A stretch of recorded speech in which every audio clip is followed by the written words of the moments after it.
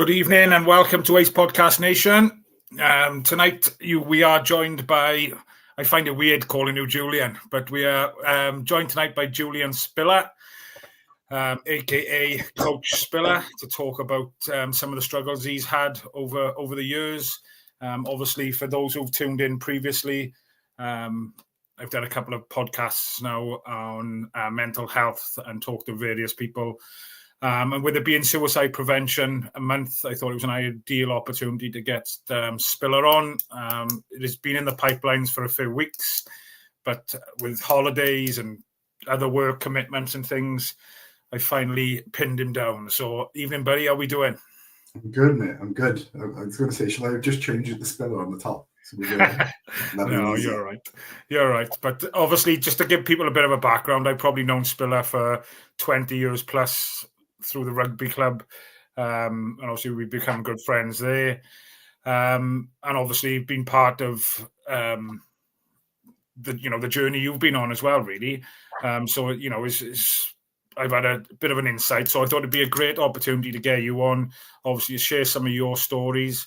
And, not only have you changed your own life, but you're making massive improvements to other people's lives as well. So I just wanted to get you on just to kind of showcase what you're doing, really, mate. Cool. Thank you, mate.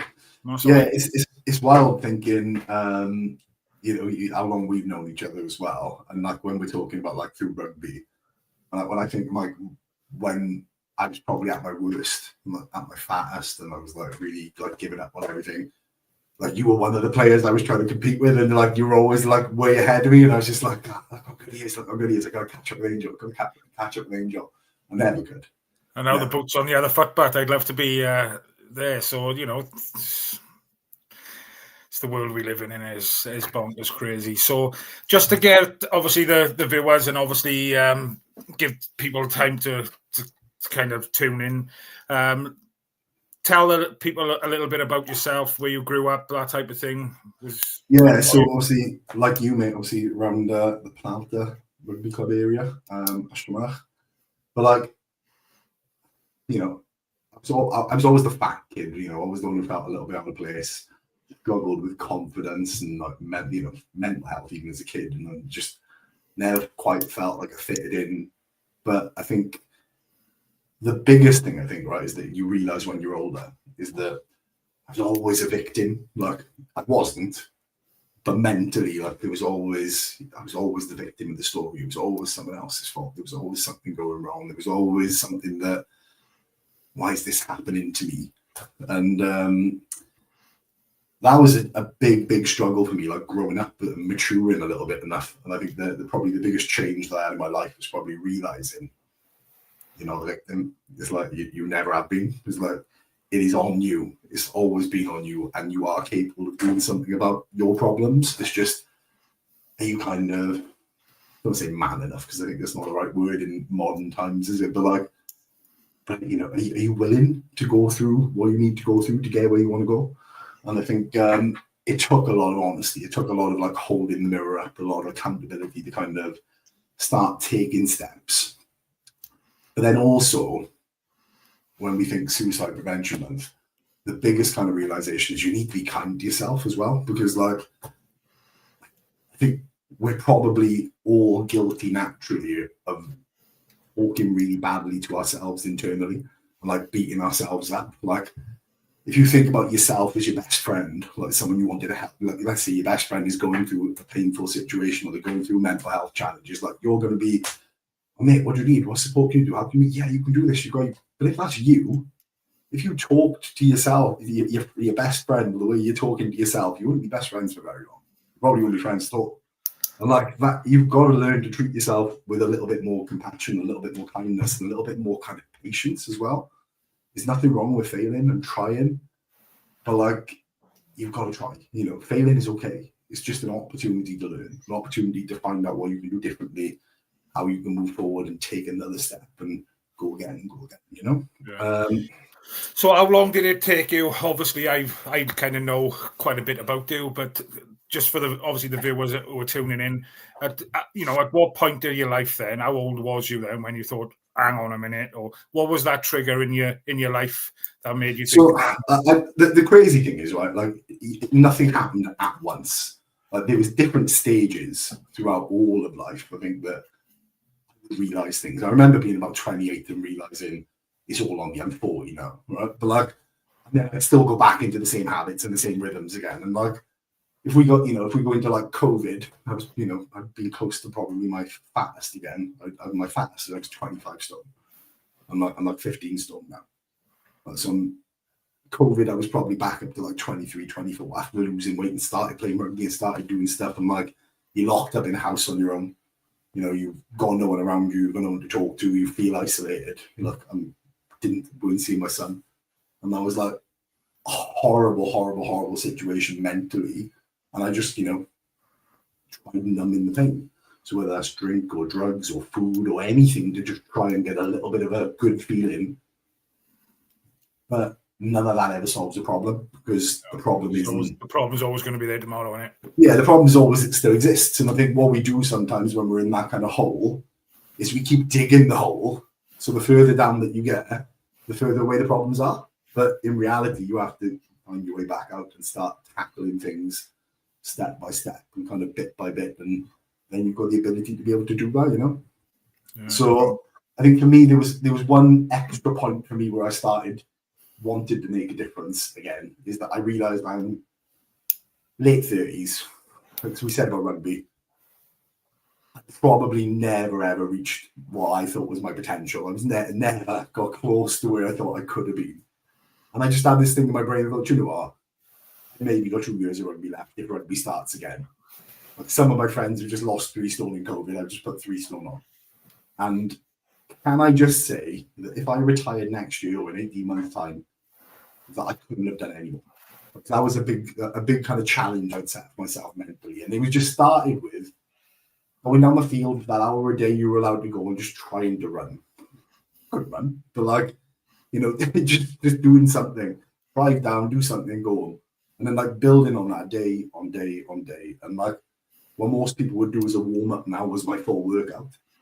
And then after a bit of time, your warm-up turns into, your workout turns into your warm-up, and then bit by bit by bit. And then it was about being consistent. And I started that kind of journey for the permanent fix, is what I'm going to call it now, in COVID. And we're 5 years on, and I'm probably in the best shape that I've ever been in. I'm coaching other people and helping other people make a difference in their lives.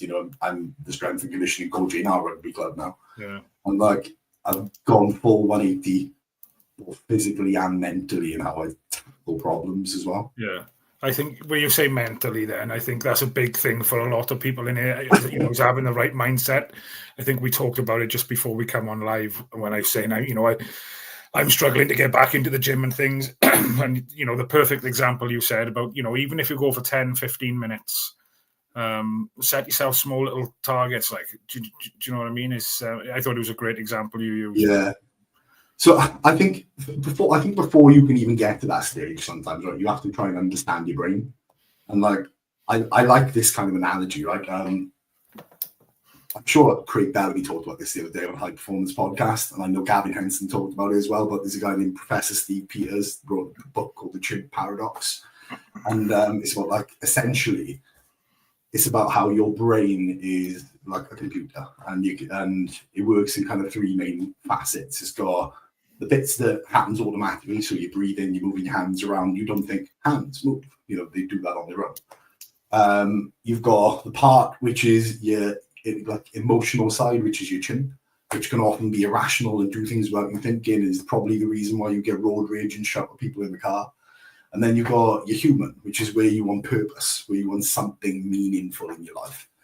And the way that a chimp can often work is because it could be insecure, or it could be, it's like your fight or flight always comes in, whether it's fight, flight, or freeze, whatever is your kind of natural go-to, your chimp will take over. And you've got to learn to manage your chimp. You've got to learn to manage your brain and understand your brain. The chimp, like in real life, is something like 10 times stronger than what the human is. But it's irrational. So if you can learn how to start explaining to your chimp how your actions will start supporting you, by talking to yourself, by being kind to yourself, by setting yourself little targets, telling yourself you can do it, setting yourself actions. I'm going to get up in the morning, or I'm going to do this because this is going to help me achieve my goal. You know, like these tiny little steps that you start taking then will all start adding up, and the chimp will buy in and you'll buy in because you know that it's actually contributing towards getting you towards the end goal. And like, I like to play a lot of kind of like games with myself, like to keep myself focused. And like, I think this one is like, we talked about being the victim earlier in the story. You can either be the hero or the victim in your life, and you can. And I think, so that means you can either be the villain or you can be the hero. So do I want this to be my sob story, or do I want this to be my origin story? And I think like COVID for me was my origin story. All of the shit that's happened before, all of the bad times, can either be the reason why I keep complaining why nothing happens anymore, or it could be the purpose. It could be the difference. It could be the reason why. The fact I don't see my son, we talked about that earlier, is that is now my purpose for why I'm going to be a better person. Like, so if I can't see him today or tomorrow and I haven't got that relationship and it's out of my control, what is in my control is what type of person I am in the world. If he's to look online and see me, what is he going to see? He's going to see someone who is helping other people, who's trying to make a difference in the world, who is trying to do something positive. And he's a good person, who's empathetic, who cares, who works hard, you know? As opposed to not seeing anything at all or seeing only what he's told. And I think that could either be the reason why I sit in the house and drink and smoke and eat, or it can be the reason why I get up every day and do something about it. Because that's the difference, isn't it? Yeah, 100%, but and I don't know how you fit it all in at the moment, but to be honest, you know, yeah, but no, you like you said, you're committed and you're on that journey, and fair play to you, but is, you know, to go from where you've been to where you are now, and I know you're still working hard and that, and you still want to improve and you still want to better yourself, which is a great attitude to have. So fair play to you. And you know, a big thing for me, I've had as you know as well, I've had my struggles, and you know, having coping mechanisms in place was massive. Was that something you was able to identify quite early, having like different coping mechanisms to identify when you was having a bad day? I wouldn't say early, because like you pick up more as you go along. Like, you know, it's a never-ending journey, isn't it? At the end of the day, you learn. The more you explore yourself, the more you learn about yourself. And I think there's kind of two ways I would approach it. Okay, like there's one that worked really, really well for me, and I think this is more of a habit you can build in. Is kind of building gratitudes and journaling into kind of life. And like, it sounds a bit crazy because it's when you grow up and you think people, oh, he's journaling, you've got a diary. Like, it's kind of like, it seems like the softest thing in the world that you never see a guy do it. But if you actually go back in time and you go through history, like every man who's achieved something has normally got a journal. Like whether you're going back to Marcus Aurelius who ruled Rome, whether you're going to like George Washington, whether you're going to like all of these kind of people, even Abraham Lincoln, they all wrote stuff down to deal with their emotions and their feelings.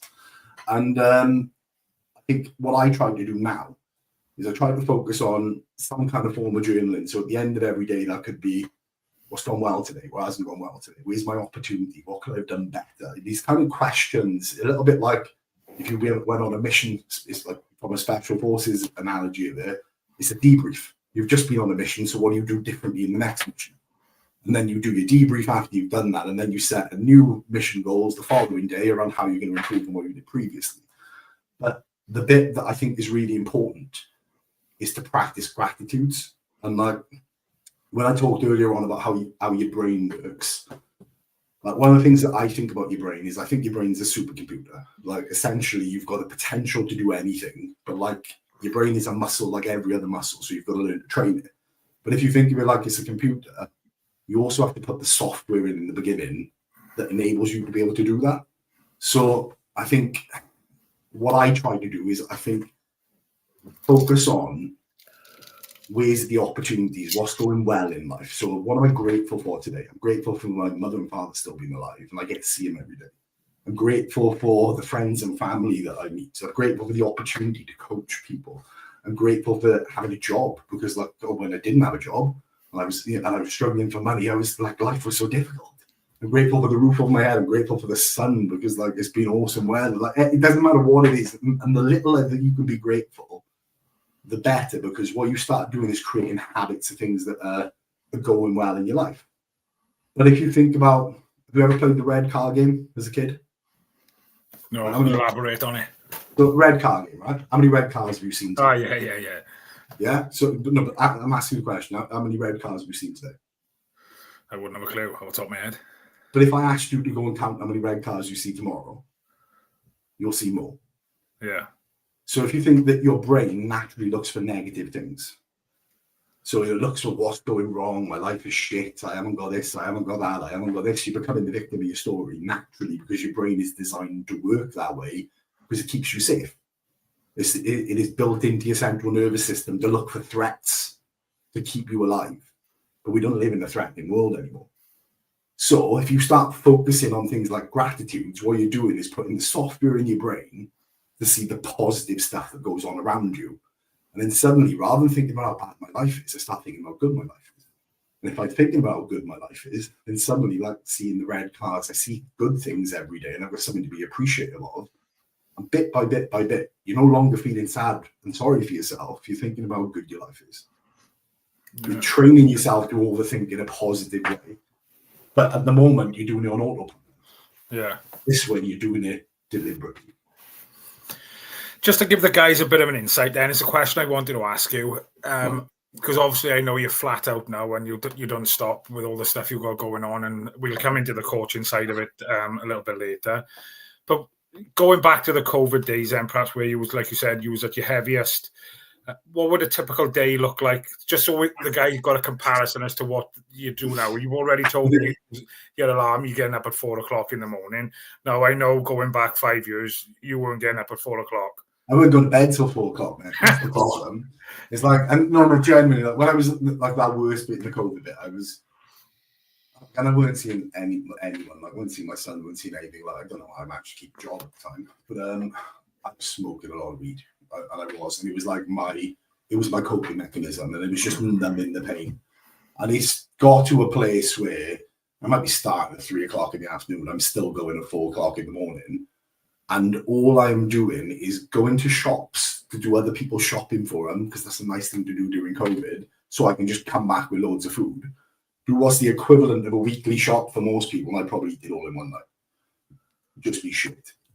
And sometimes I'd be on Just Eat ordering more. Because like that, it was just roll a couple of spliffs, eat, roll a couple of spliffs, eat, and all I was doing was chasing dopamine, like chasing kind of something to numb pain, to make me feel good, because I had nothing else to feel good about. That was how it felt, you know? Yeah. I'm like, I didn't really realize that.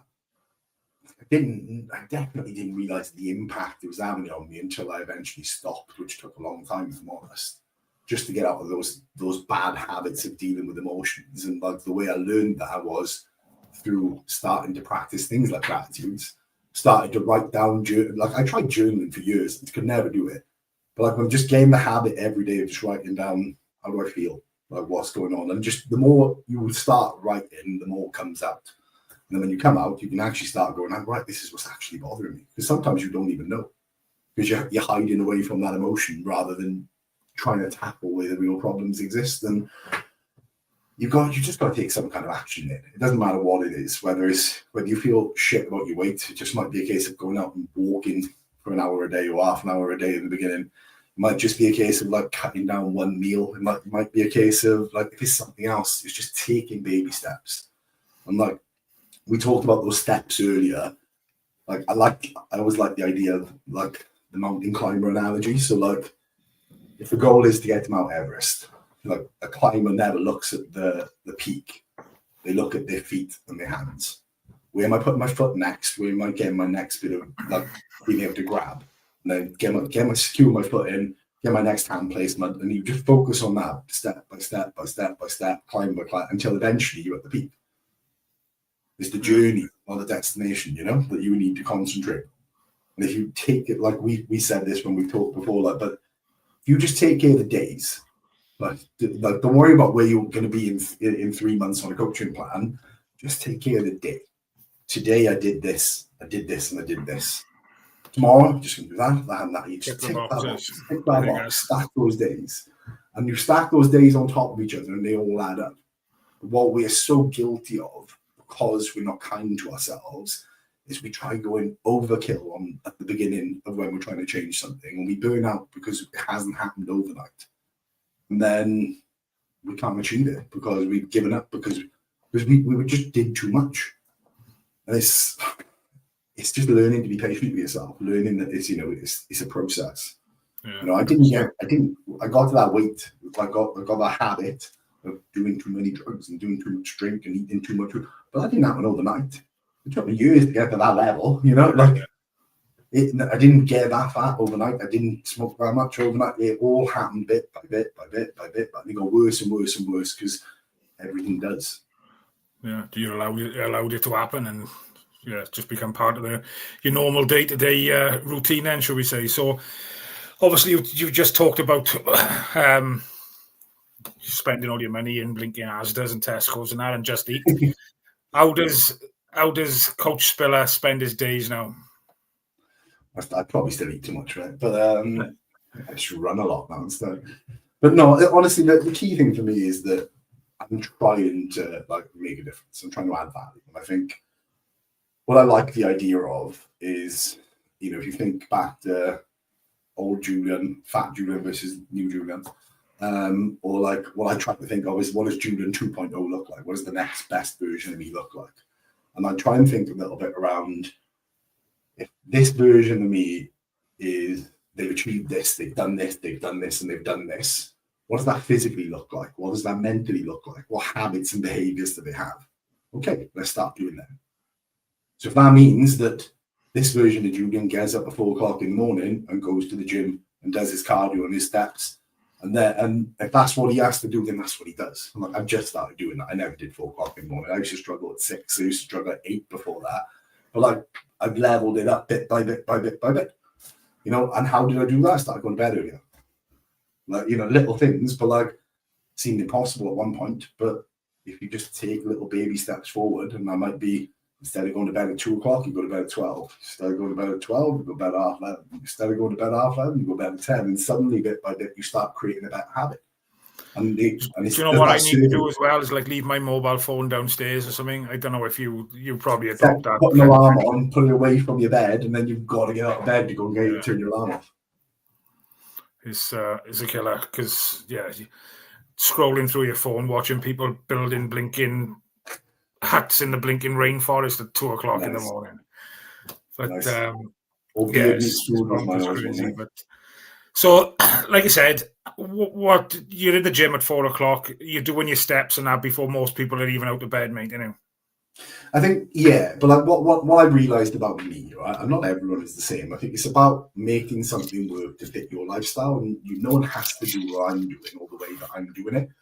But I'm a night owl, and I naturally want to sit down and pick out and do things in the night. So, if I can get up earlier and get all my steps done, then I feel like I've achieved most of my targets before my day's even started, and that makes the rest of the day simple. Because I'm not chasing later on going, shit, I haven't done this, I haven't done that. So suddenly I'm not putting pressure on myself because I've already gone and done it. And it sets you up for the day, that dopamine. It also means I'm tired enough to get back. So kind of, it sets me up to do what I want to do, what I like about the early morning personally is that I like a podcast or a book or something that is kind of making me think or do something differently, or sometimes it's just work.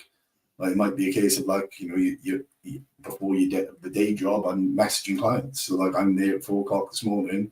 I say 4 o'clock. I got up at about 4. Got the gym at 5. On the treadmill at 5. I was writing everything out on just thinking about today, and I'm just writing everything out on my phone before we did that. And next email, I've written that much, and I've been walking for an hour, and I've done all my steps. I did it on the treadmill instead of being out because it was raining. And and raining would be an easy excuse to not do it. Yeah, 100%.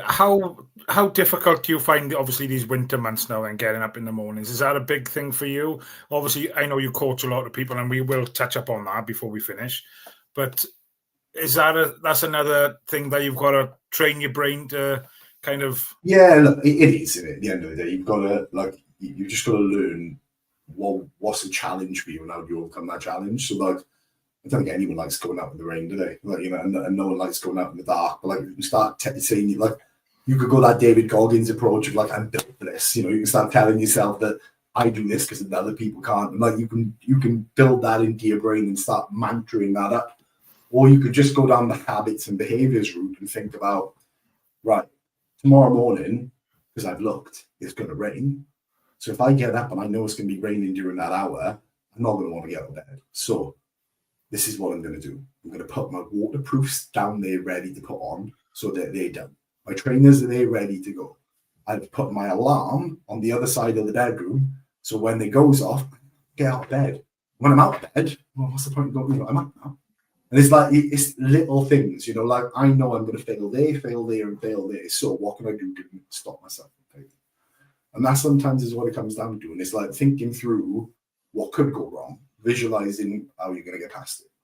And like, that's the simplest form of the word visualizing you'll ever hear. But like, sports people talk about it, don't they? Like, you know, you've everything I've learned, I've probably learned from other people's stories and journeys. And I remember Stuart Broad talking about on a podcast, funnily enough, about how he brought visualization into his cricket when he was at his worst position to come back to his very, very best. And it was a case of he would go out into Lords the day before the cricket and would literally think through every ball he's going to throw. And then he would go and make that happen because he now has planned every single one. So if it's just a case of tomorrow I'm going to fail because, then think it through. What am I going to do? Where am I going to fail? I put it right. So. Fair play. There's a couple of questions I want to fire at you from people who've put in the chat. How important is music in your mental health journey? I love music, but it's for me, it's distractions. And like, I don't think you need to be like some people like really mentally tough. Be like, yeah, you don't need it, but like I need it. Like if I'm going on the Stairmaster or something, I either need music or I need a podcast or something that's going to make it feel easy. And I've moved a little bit away from music a lot of the time to something that I learn from because I feel like I'm killing two birds with one stone. But like I definitely use music when I'm too mentally burned out to take new information on board, to just feel good, you know, like remind you of the good times when you're out, like you go for a run in the morning. It's funny you should say that because somebody once said to me when I was having my struggles, I was driving a lot with the job I had. I was, working alone, driving from appointment to appointment type of thing. So I was listening to a lot of the radio in the car.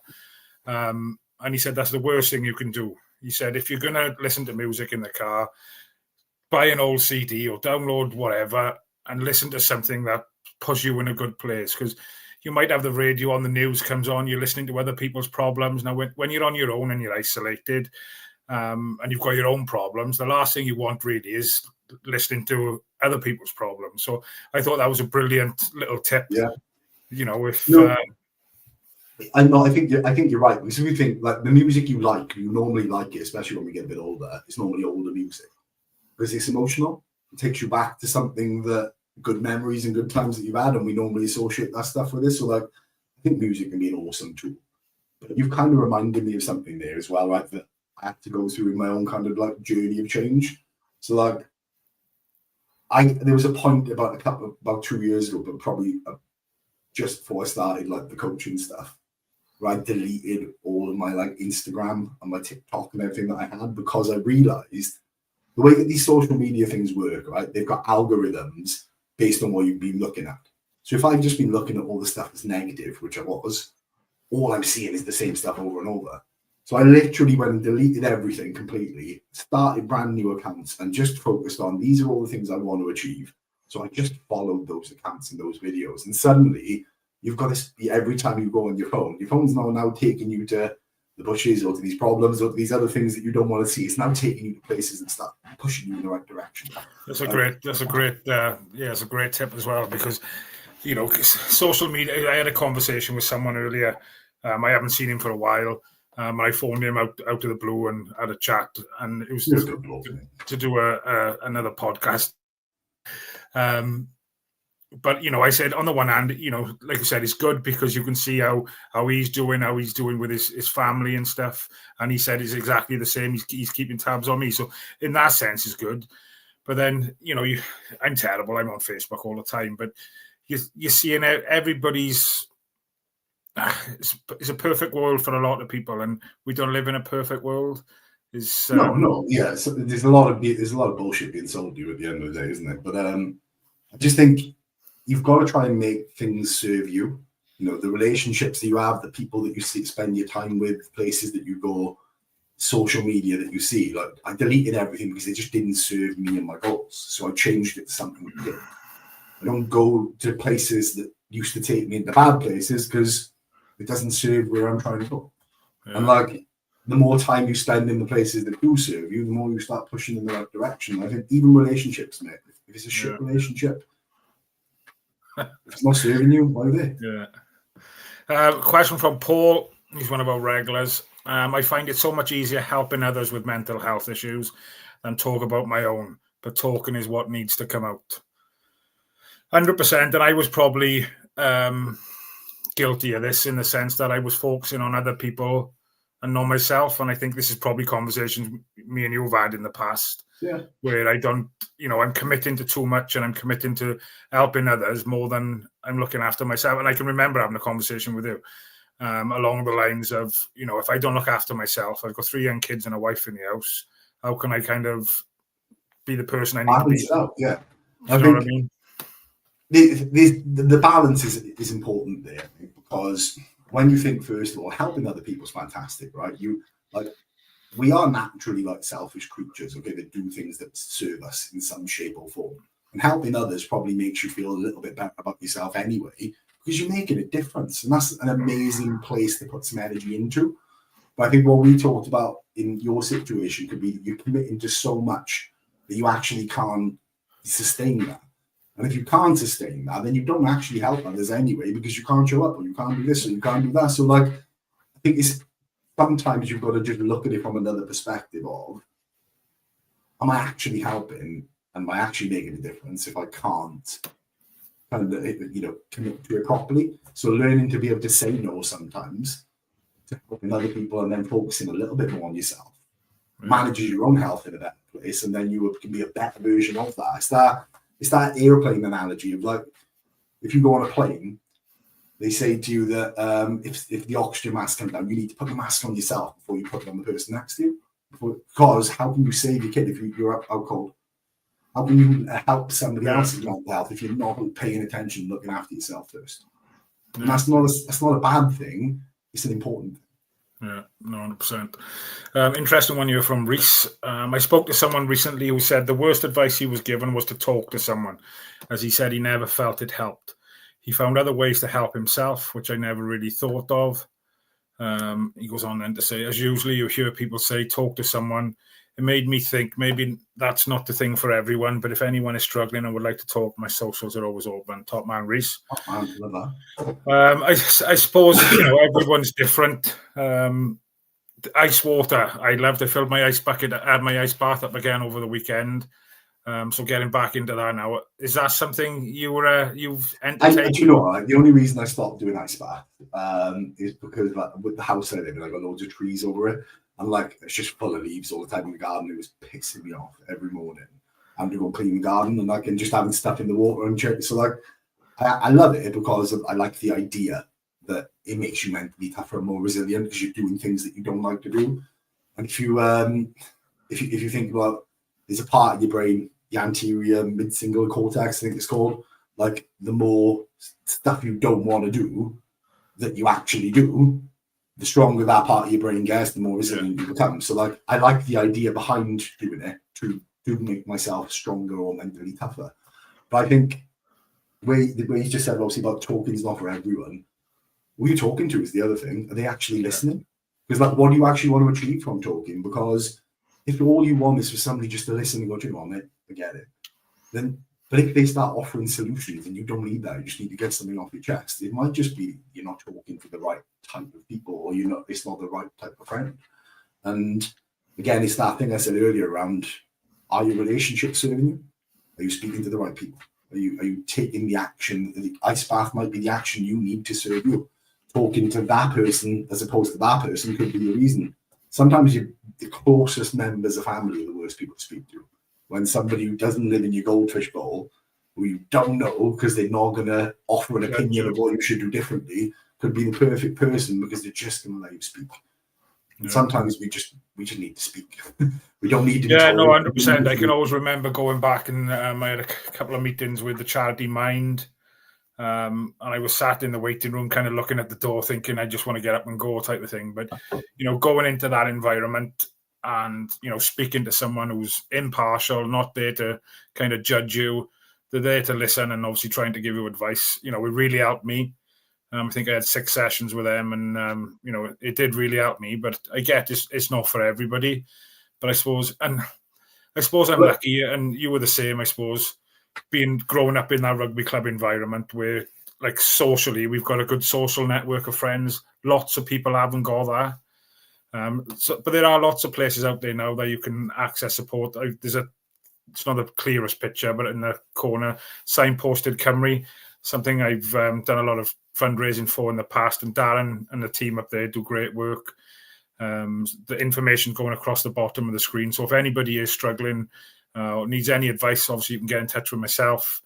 But Darren's number or Signposted Cymru's number is going across the bottom of the screen there. So they're a great charity, rely on obviously donations and fundraising and things, based in Aberdeen, but they honestly cover absolutely everywhere. So it's it's a real good charity, and they're doing great work in our communities, and it's it's brilliant. Did you ever go on? Yeah, sorry, Brad. I was going to say, you see a lot of stuff on social media as well, like men's walking groups and stuff like that. It's a big reason why I've gone into coaching, if I'm honest. But like, it's again, you might not be a case of talking like that. What that voice just said a moment ago. Do you just go for a walk with a pile of other people in the same situations? You feel a bit more connected. It's finding things in it that serve you. Yeah, 100%, buddy. Let's have a look. There's a couple of other comments in it. He says it's about learning the little triggers and ways to switch them off. If you can't go to a gym, get yourself out of the house, make a checklist, shower, brush teeth, clean something. Yeah, and we'll come on to some of this now when we talk about your coaching, because I know he goes on to say small achievements can really change your mindset into thinking you are achieving small goals, but can hopefully change your outlook. I agree. Spot on, I think, isn't he? Before we start talking about, obviously, we'll start talking about the coaching. So at what point during your journey then did you think, I think the coaching thing for me came down to, I realized how much of a difference it made to me. Obviously, like physical health helped improve my mental health, because pushing yourself through tough times and getting, and the achievement of getting a little bit better all of the time, just bit by bit started to really change the way I was thinking as well, because I was investing mentally, but I wasn't investing physically, and I probably wasn't tough enough physically to push through times, and like that was part of my journey, I think. But what I just realized is that when I went through, I went to a coach before, and fantastic, it worked for me. But like, I just realized there was a bit of a gap. There's a little bit around that's not personal to the challenges people are going through.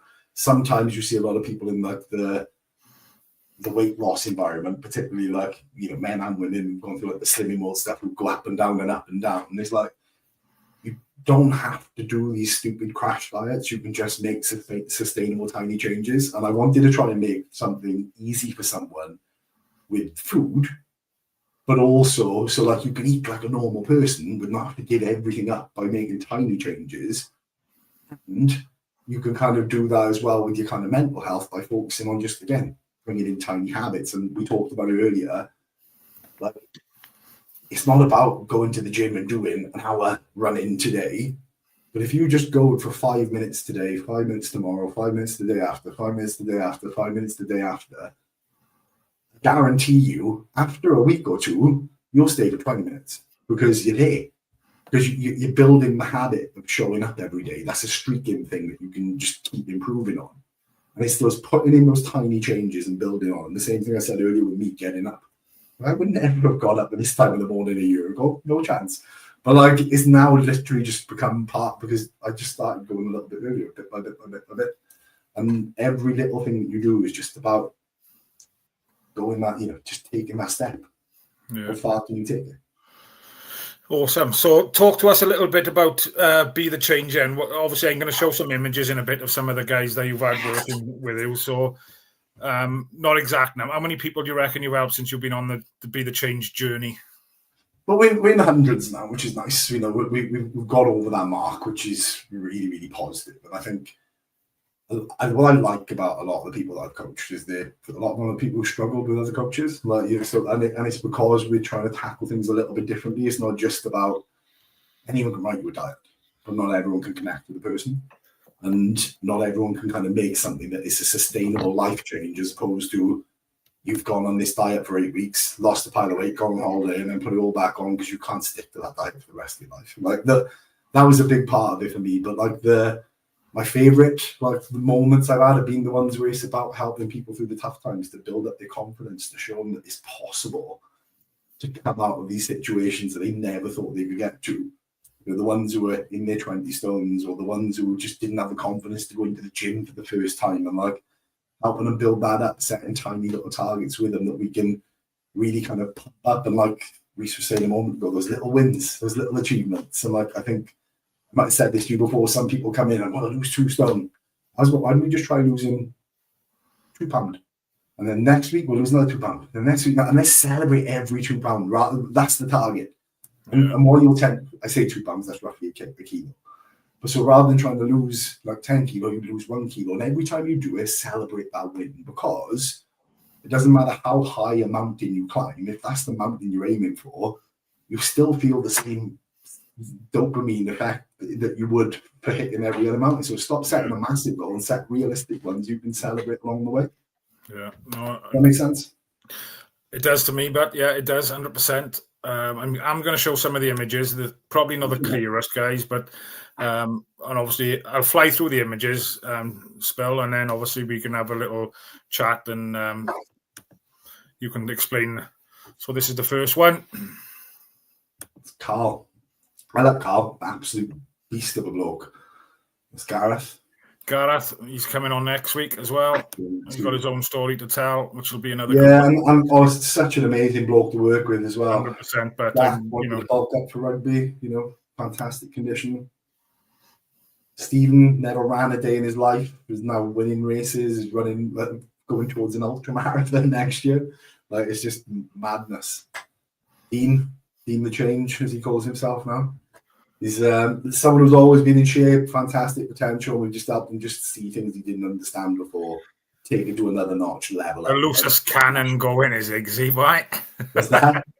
A loose cannon, I'd say, but out of gold. And but like we spoke today, and it's that whole thing of like he's learned stuff about nutrition, and he's been with professional bodybuilders who are coaches that he just couldn't know before. And we just give him tools now that he can go away and just do this himself easily, just by learning little basics. That's your puppy, guys.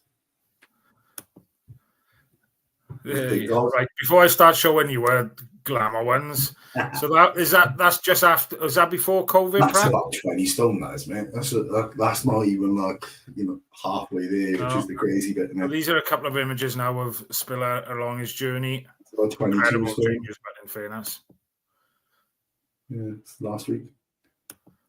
Like, the thing for me, right, like the hardest thing about starting this was having the confidence to start like the coaching journey, because I got loose skin. You know, like, I was so fat that like I've got that bit of flappy skin there. Like the idea of taking my top off in front of people was horrible. And like it was that thing of, it was also the most empowering moment, because like, why am I afraid? What am I afraid of? What's actually holding me back? Do I actually care what anyone else thinks? But why am I? I'm the same. Like when I've always been big, right? And when I was younger, it'd probably be 25 degrees outside, and I'd go out and I'd still have a jumper on or a hoodie on. And as you get older, you tend to think, do you know what? I don't give a shit what anybody else thinks. As long as I'm happy, I don't care. So bugger it. What am I worried about? And that's a big barrier to overcome. That is. It's a massive one, and it's so common, and like it probably starts in school, doesn't it? Yeah. Like normally talk about like the human brain, right? And again, it's where I think school is where a lot of negativity comes into people, because it's where you get fear and judgment, right? But like, you think about it, right? But you're never afraid to try and fail something when you're a baby. Like every single person starts not being able to walk, And the journey that they go through is they start standing up and then they start falling over, and you're like, oh, you've got it. And you've got all these people clapping you and encouraging you and cheering you on. And that's your parents and your friends and your family. And then like at some point as you're a child, you get a different environment where no one's cheering you on anymore. And then you become afraid to go and do things. And it's like, it's those little things. And I think it's that realizing that what you do is you create that voice in your own head because of all of that fear of rejection, of worried about what other people think, that you stop yourself from trying. And I think if you can teach yourself, and this is what I want to do with kids, like my kids, is that I want to be able to teach people who want to go and try and fail. Celebrate failing, because failing is the only way to learn and grow and develop. And like if there's no fear of embarrassment, then there's no fear of failure. You just see it as an opportunity to get a little bit better. Far can you go? I genuinely think that's the difference between the people who get to the very, very top and the ones that don't. Yeah, another friend of ours. I don't think he's going to mind me saying his name, but I'm sure it was it. Which one? I'm sure it was Brian. Was he the one who was another success story? Went from being was he was diabetic, wasn't he? Diabetic, yeah. I mean, I've had a few of them. It's like the people who are literally diabetic, they are diabetic or pre-diabetic, and they're at that stage where they're told that life is going to go in a specific way, and we just set tiny little habits in place. Like the first person I coached was a friend of mine, and he basically just asked me to help him out. And I was really wanting to get into this anyway, and I was kind of already doing like qualifications in the background. And it was because we were at a funeral, like a friend of ours who was like 52 at the time had passed away. You know, too much drink, too much everything, too much. Like, just got to a really, really bad place. And he was the same age as him, but he was like, I need to sort my life out. And like, so we just started putting some little habits and targets together. We started going to the gym together. It was kind of where we started. And, you know, 4 stone later, gone from being gout to pre-diabetic, all of these kind of things, to all your bloods come up, you're positive, you're feeling the best you've ever felt. Gets a new missus, now engaged, about to get married. It's like life is so, you can do so much if you just start doing things that serve you rather than worrying about what could go wrong. Yeah. But yeah, Brian, another example of that. But brilliant. It's what I love, mate. It's the difference you can make to somebody's life. I suppose in that, you know, obviously, like I said, your days are long, but those little job satisfaction. Yeah, it's why you do it. You know, it's purpose, isn't it? I think. You know, Rich says that he struggles with the gym. I always leave and my brain's absolutely eats away at me. You didn't work hard enough. You aren't sore enough. Pointless workout. I know it's good for me, but mentally it kills me. And that's the matter. Like, I don't think this gym has to be the answer for everyone. Like you said, Stephen earlier, best shape he's in, we started running. Like, never ran a day in his life. Went to the pub 4 days a week drinking. I think it might even be 5 or 6 days a week, if I'm honest. But he's running. He's good about to do an ultra marathon. He's like he and I ran together last year after I had the hip injury. And I done a 10K with him. I couldn't keep up with him then, and I'd never keep up with him now. What you're capable of is crazy, but it's about finding something you can fall in love a little bit with. Gym for me was one because I enjoyed the process. It doesn't have to be. Just a comment here from Graham. A trigger for me is crowds. So going to shows to push through it. As long as I can get end seat and bottle of water. Once the panic wave passes, I'm fine for the rest of the night, dying with flu. It's hard, mate. And I think the crowd thing it's that fear, isn't it? That fear of other people and what, you know, being judged and what, you know, and putting yourself out there the same way I didn't want to put those first photos out, the same way that a lot of clients don't sometimes, and then they get this positive feeling at the end of their results because everyone is bigging them up for how well that they've done. And it is difficult. It is. And I think, again, it's baby steps. What does that mean to you? What do you need to do to just serve you? Like, we've got a WhatsApp group for the Cardiff City podcast that all the members are kind of joined. But that was one of the good things would be the change, that community that you've grown there in the WhatsApp group. Tell us a little bit about that, and not only, you know, what you used. I know obviously what you used to do, but talk to the guys used to set like team challenges and things, didn't it? Which kind of got everybody buying into it together. Yeah, and look, it's what I really want. You know, it's difficult to build and keep going as well because obviously you need people, but it's trying to create a community of people, isn't it? At the end of the day, a tribe of people that are trying to achieve the same things. And I think that's where this is brilliant. Like people who care about mental health, like people who care about helping other people who are all struggling and all going through challenges and just trying to find a way through. And that's why I think this kind of stuff is so empowering. And that's, for me, where coaching and physical health has helped and gym has helped, because it's been my way of, it made a difference to me. So if I can go and help one other person, was where this kind of started. And then it's like, okay, well, how many other people can we help? And then if I inspire him, do they then inspire somebody else? And do they then inspire somebody else? And it creates little ripples. And, you don't know what you can achieve. But I just think if you can just keep working hard at trying to make a difference and trying to help that one person at a time, there's an opportunity there, isn't there, to try and do something impactful with it. And I think that's the thing with the group, is that creating the group, for pushing habits, setting little challenges and targets and games. It's just about keeping people engaged and pushing in a direction that helps them when things are getting hard, Yeah, brilliant. And it's really positive. Question for you lads. As you know, Matt, I've lost a load of weight, but how do you get rid of saggy belly skin? You can't, in reality, you can't. Like, that's what I said earlier, I've still got it. I've still got a little bit of it. And it tightens up all the time. It will a little bit. And like if you start filling your body with muscle and you start obviously just focusing on doing what you can control, bit by bit by bit, it will get better, because I've got far, far less than I did before. Like if you have a look at the pictures we put on there earlier, I could point out where it all is. But the only way you're really going to get rid of that, if you want it permanently gone, is surgery. But like, I just think, I was 10 stone heavier. Like that's a huge amount of skin that I had. It doesn't look as bad as it used to. Carrying loads more muscle than I did, which changes the look of what people see. But actually, do you know what? It's part of me, innit? It's part of the journey. Like I could go and get surgery, but like, do I want to? That's part of my story. Like I wouldn't be the guy I am today if I didn't have that shit that I went through before.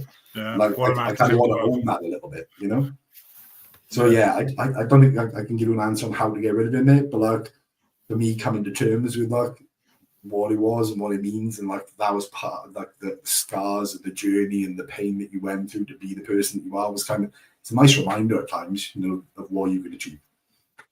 Fair play, great answer.